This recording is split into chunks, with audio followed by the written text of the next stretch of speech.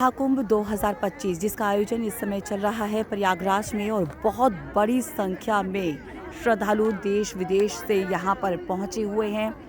यहाँ पर हम आपको बता दें कि एक अनुमान है कि रोज़ाना करीब 25 लाख से लेकर 30 लाख तक जो श्रद्धालु हैं रोज़ाना यहाँ पर संगम नगरी में स्नान करने के लिए पहुँच रहे हैं। एक नज़ारा मैं आपको चारों तरफ का यहाँ दिखाऊँ।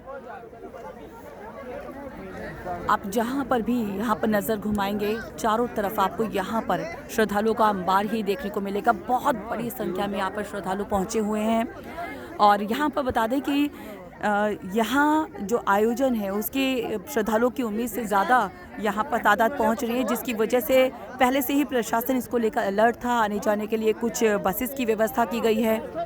यहाँ पर आप लोगों को सोते हुए देख सकते हैं कि जिन्हें यहाँ पर घाट पे स्नान करने के बाद जगह नहीं मिल पा रही है, आश्रम के अंदर या कहीं और व्यवस्था नहीं हो पा रही है, तो वो इसी तरह से घाट के बगल में ही सोए हुए हैं। यहाँ पर लंगर की व्यवस्था होती है, यानी कि खाने पीने की व्यवस्था यहाँ पर है। साथ ही यहाँ पर आप देख सकते हैं कि जो श्रद्धालु हैं उनके लिए इस तरह से जो वॉशरूम है वो बनाए गए हैं। करीब 50,000 वॉशरूम्स यहाँ बनाए जाने का दावा किया गया है। सुविधाएं तो यहाँ पर अच्छी है, लेकिन क्योंकि लोग बहुत ज़्यादा हैं जिसकी वजह से कुछ परेशानियाँ यहाँ पर ज़रूर हैं, क्योंकि यहाँ पर जो गाड़ियाँ हैं वो अंदर तक नहीं आ पा रही हैं। जो बुज़ुर्ग लोग हैं उनको व्हीलचेयर की यहाँ पर सुविधा नहीं है, जिसकी वजह से उनको कई किलोमीटर इस तरह से घूमकर इस परिसर में आना पड़ रहा है। और क्योंकि त्रिवेणी संगम का जो मुख्य द्वार है उससे पहले ही कई किलोमीटर पहले ही जो गाड़ियां हैं वो रोक दी जा रही हैं। पार्किंग काफ़ी दूर है, जिसकी वजह से करीब जो बुज़ुर्ग लोग हैं जैसे कि आप देख सकते हैं कि इन्हें करीब 10 किलोमीटर पैदल जो है इसी तरह से चलकर आना पड़ रहा है। आयोजन शुरू हुआ था ये 13 जनवरी को और ये जो आयोजन है ये चलेगा 26 फरवरी तक।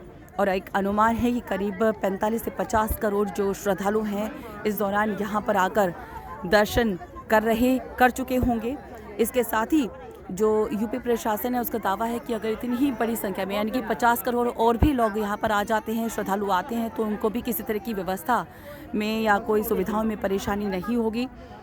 तो यहाँ बता दें कि ये जो कुंभ का महामेला है बेहद खास इसलिए है क्योंकि इस बार जो नक्षत्रों का जो संयोग है वो 144 सालों में पहली बार ऐसा पड़ा है, जो कि अब जो अगला इसी तरह का जो संयोग है वो करीब अब से 144 साल के बाद 2159 में जो ये है इसी तरह का संयोग मिलेगा। तो इसी की वजह से ये 12वां महाकुंभ है। 12 सालों में पड़ते हैं महाकुंभ, लेकिन ये जो महाकुंभ है ये 12वां महाकुंभ है जो हर 12 साल के अंतराल पर पड़ता है, जिसकी वजह से कहा जाए कि 144 सालों के बाद ये महाकुंभ पड़ा है। और अब अगला जो इसी तरह का जो संयोग है, इसी तरह का जो महाकुंभ है वो अब से 144 सालों के बाद पड़ेगा, जिसकी वजह से यहाँ पर श्रद्धालु जो हैं बहुत बड़ी संख्या में हैं। ऐसी मान्यता है कि यहाँ पर अगर आप स्नान करते हैं तो सभी आपके जो पाप है वो धुल जाते हैं, मोक्ष की आपको प्राप्ति होती है।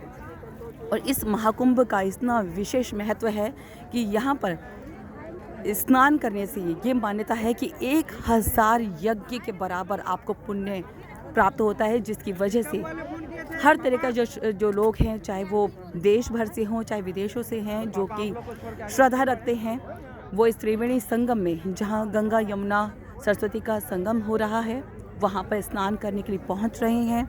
यह आयोजन अब ये करीब और 1 महीने के आसपास चलेगा। 26 फरवरी तक ये कार्यक्रम चलेगा और ऐसे में उम्मीद है कि जो सुविधाएं हैं उसमें कुछ और इजाफा किया जाएगा। लगातार सीएम योगी जो है लगातार यहाँ पर जो सुविधाएं हैं लोगों की परेशानियों को देखते हुए उसमें इजाफा करने के निर्देश लगातार वो दे रहे हैं।